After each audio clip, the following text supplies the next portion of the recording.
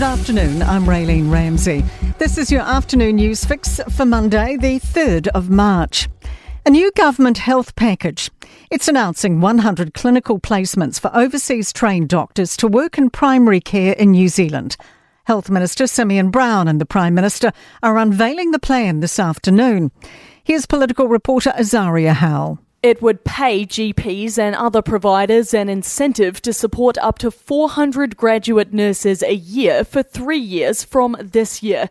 The government's also aiming to set up a 24/7 digital healthcare service, letting Kiwis access video consultations with providers. Health New Zealand's planning on delivering $285 million in funding across 3 years for GPs starting in July.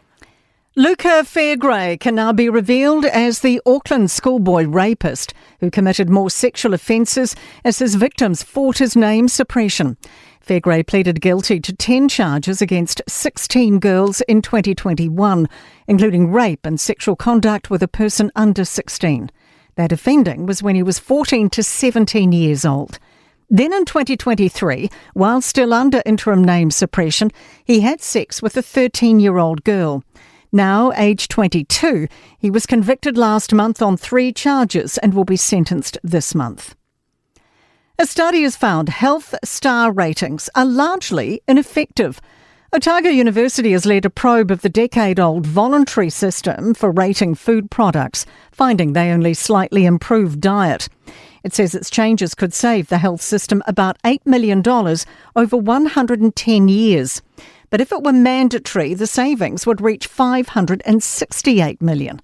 Author Christina Cleghorn says suppliers currently choose which products to rate. We have seen that it hasn't been taken up. The aim was to get about 70% in November last year, and it's still sitting around 30%.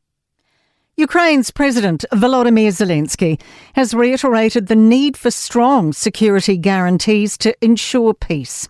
He's attended a meeting where European and Canadian leaders agreed a 4-point support plan. Zelensky says a rare earth minerals deal is ready to be signed after a tense meeting with Donald Trump. But as translated by the BBC, he says he won't cede territory to Russia. That would be a forceful separation of our lands. This will be a coercion that will mean a huge risk of hostilities after a certain time. Microchipping pets is now common practice. A Companion Animals NZ survey has found a majority of owners de-sex animals, and nearly 90% of dogs and 70% of cats are microchipped. CAN's Natalie Warren says it's a really pleasing trend. The percentage of microchipped animals, dogs and cats, is extremely high in New Zealand now.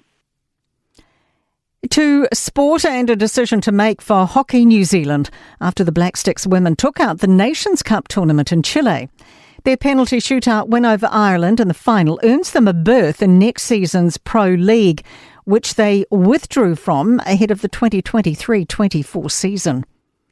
Brumbies player Tuaina Tualima has been diagnosed with dengue fever after their Super Rugby Pacific match in Fiji last month. A glowing recommendation from star attraction Paul Cole for the venue for this week's New Zealand Squash Open in Christchurch. I'm Raylene Ramsey. That is your latest news fix.